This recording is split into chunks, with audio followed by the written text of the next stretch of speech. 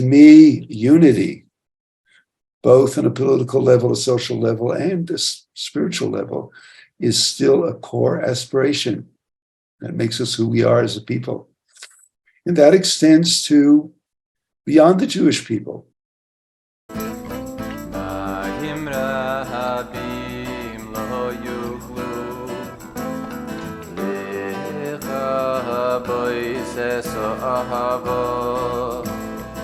Go to our website, which is HebrewLearningCircles.org.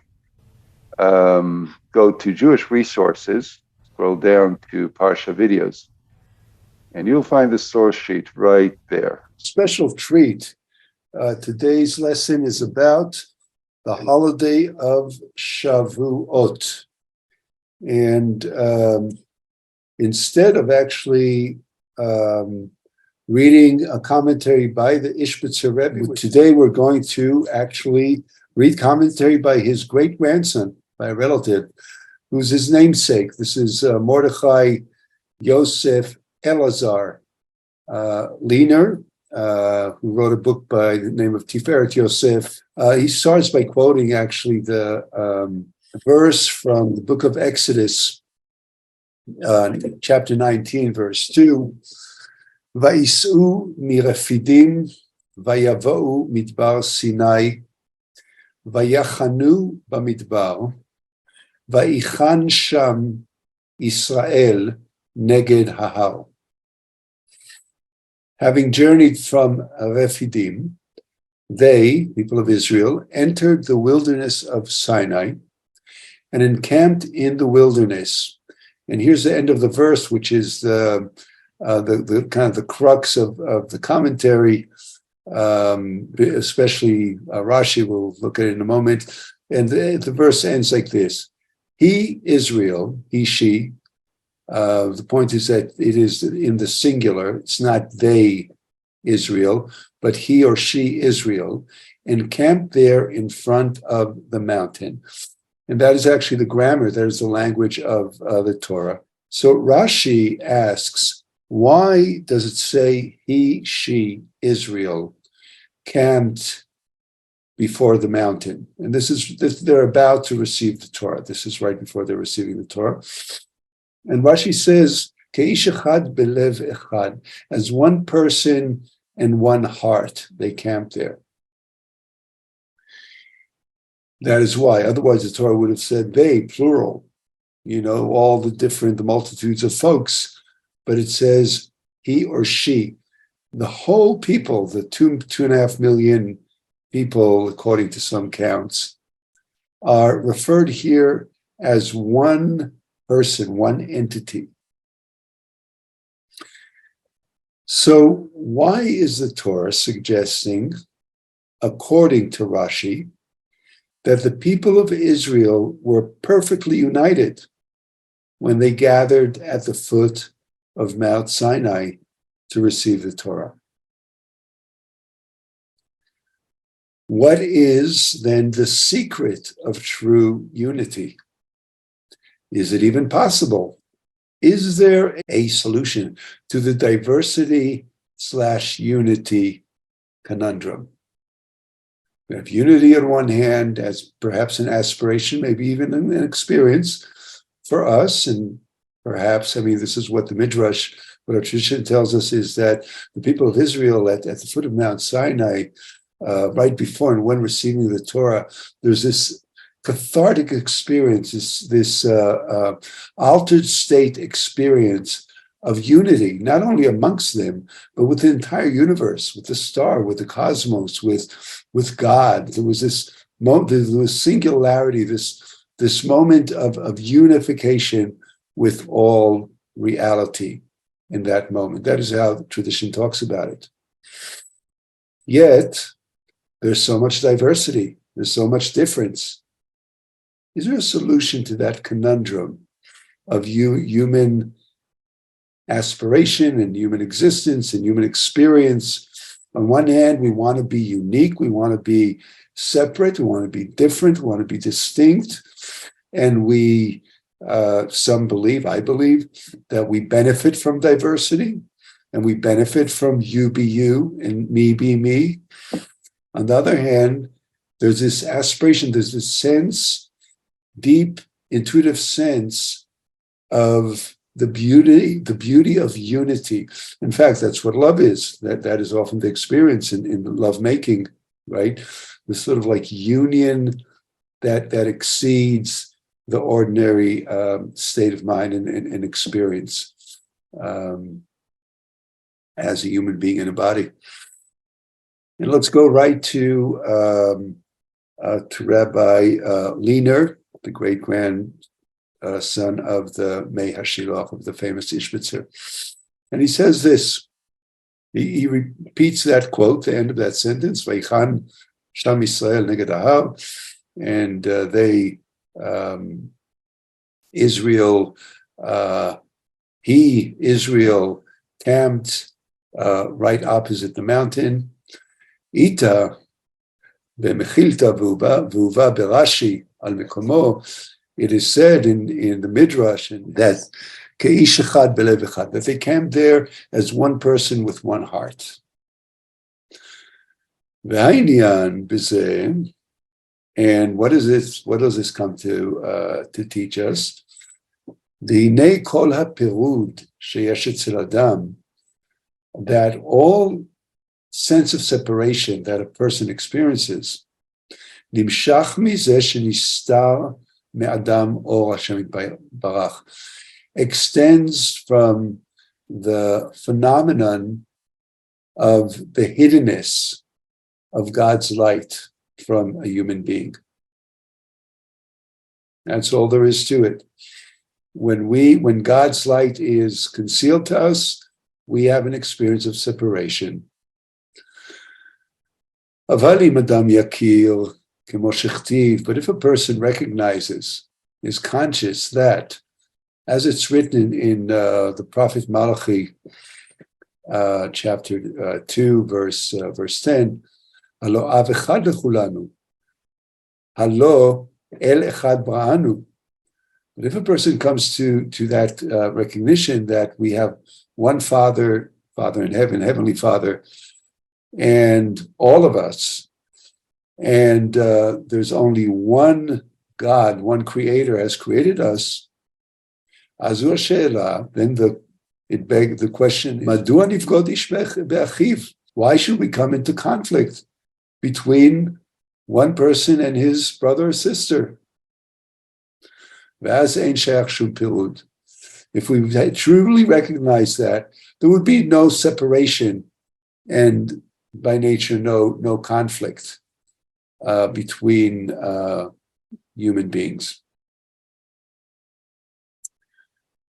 Uma she'ita bashas, and this is what and when the Mishnah brings in the Mishnah of Brachot, chapter 48, and it says, "She'en partzufehen domim ze lazeh, ve'en da'atehem domeh ze lazeh."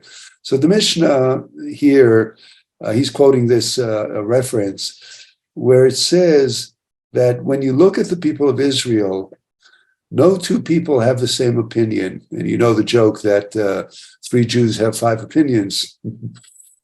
And no two people look alike. By the way, last week when we did our lesson here on Parshat Bamidbar, on the Parsha of Numbers, the Ishbitzer himself brought the same Mishnah in a way of showing that it's good to be unique, that we want each person to be seen as unique and different and separate. But here's saying when the Mishnah says that, and that's in the context of the Mishnah is discussing what bracha do you say when you see the entire people gathering? And the bracha is Yodea Nistarot, that God knows all secrets. And it's the Mishnah, in a sense, is saying you got to appreciate God who has to deal with the people where God can't deal with just the people because they're so different. Everybody is so different that God has to deal with every individual separately. And the appreciation there is that God knows every person separately, individually. That is the context in the Mishnah. But when you bring it into this discussion, you see that the tradition recognizes, that the sages recognize that there is this uniqueness and diversity. That every person has their own separate and unique opinion that is different from their fellow. And he's saying that is because ordinarily the light of the Holy One, blessed be, is concealed from them. I mean, the Mishnah is talking about that ordinary human condition where our access to the divine light is not guaranteed, it's not automatic. So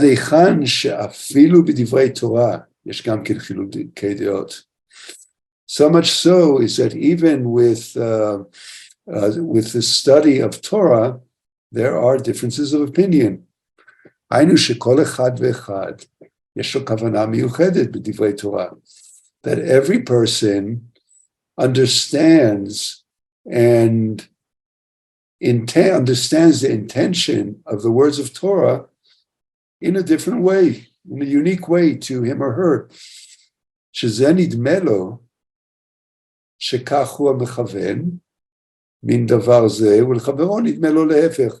That one thinks that one will interpret the same words to mean one thing, and a person's fellow will interpret the same words of Torah to mean the opposite. You see the conundrum. This is real, right? This is real. How can we even say that we have one Torah? How can we even communicate? How do people actually negotiate that uniqueness, that ability, right? This is like an ingrained trait to be separate and unique from anybody else. ובאמת אנו רואים, אף על פי שמחלקין בדין, and in truth we see that even though we're all inherently divided, מכל מקום, איתה בש"ס,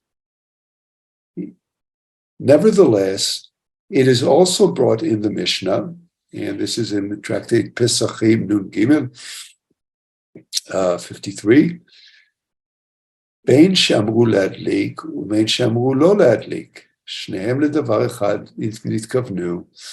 And here it brings another quote, where in the Mishnah it says, in the context of a discussion of rabbis in one locality who make the decision that lighting candles before Yom Kippur is forbidden, and in another locality where they rule the opposite, that lighting candles before Yom Kippur is permitted or actually instructed.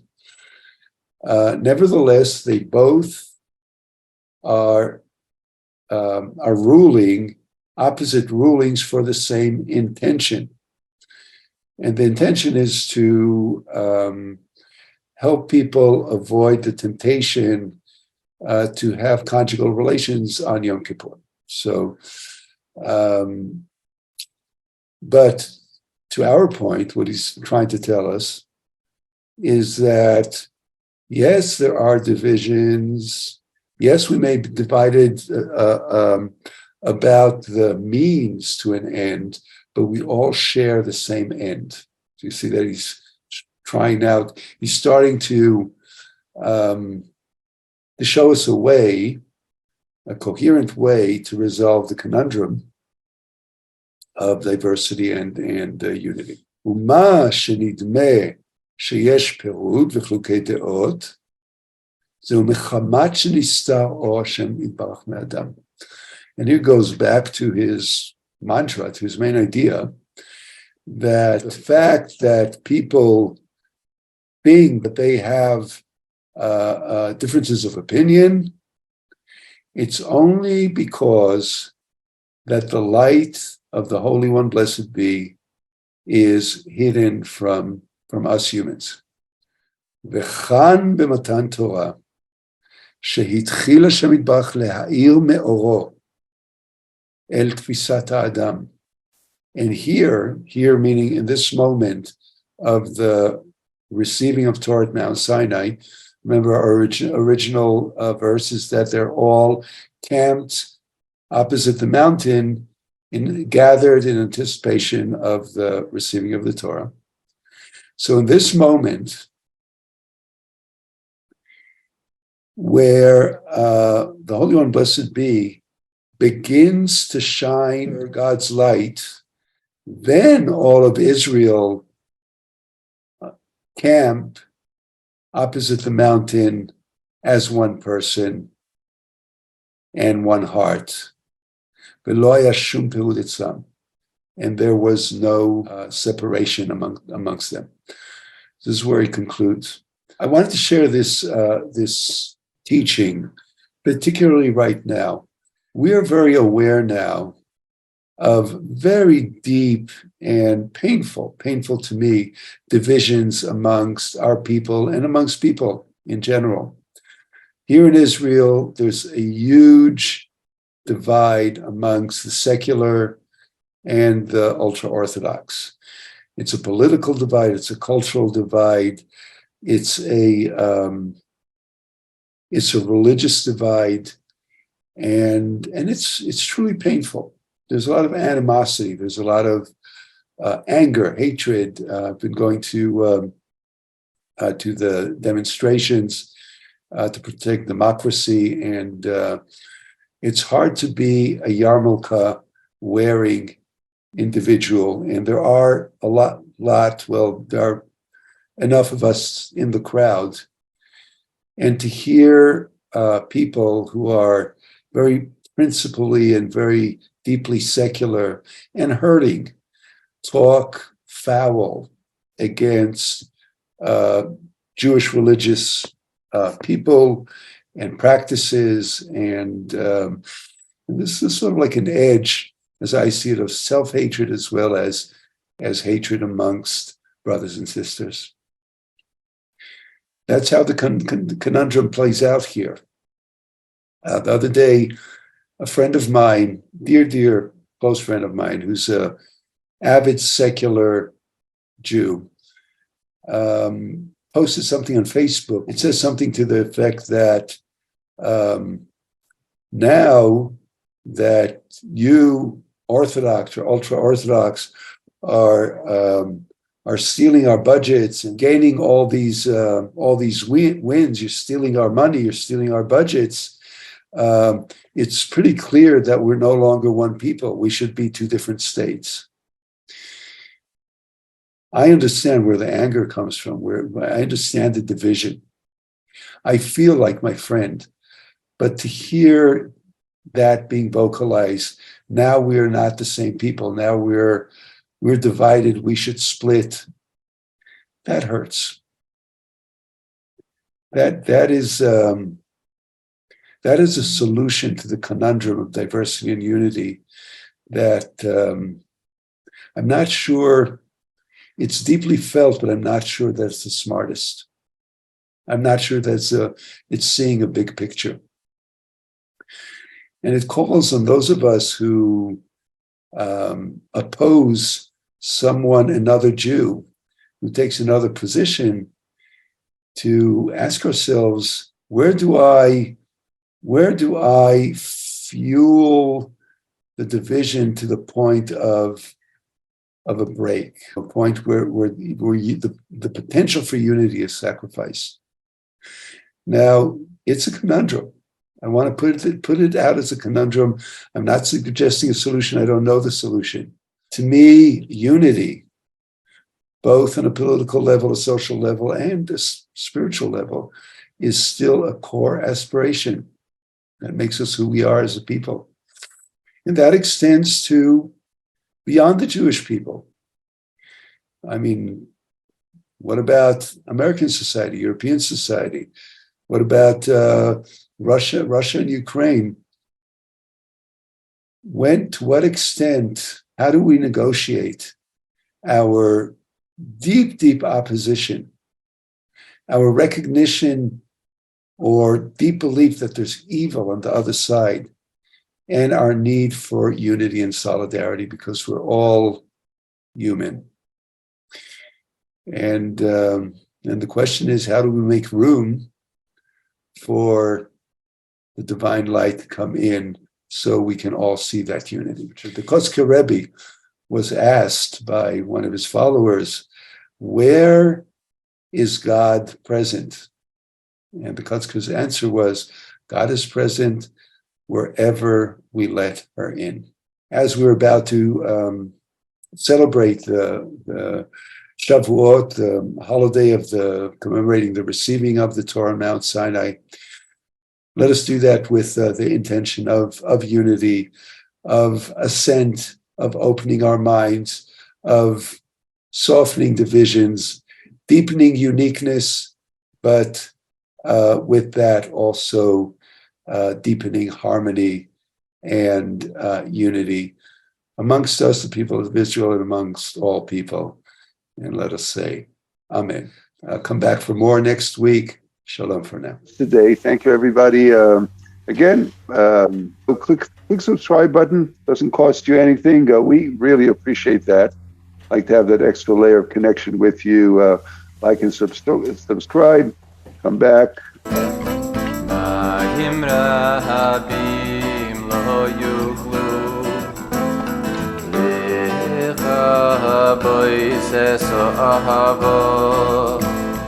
Mayim rabim lo yuklu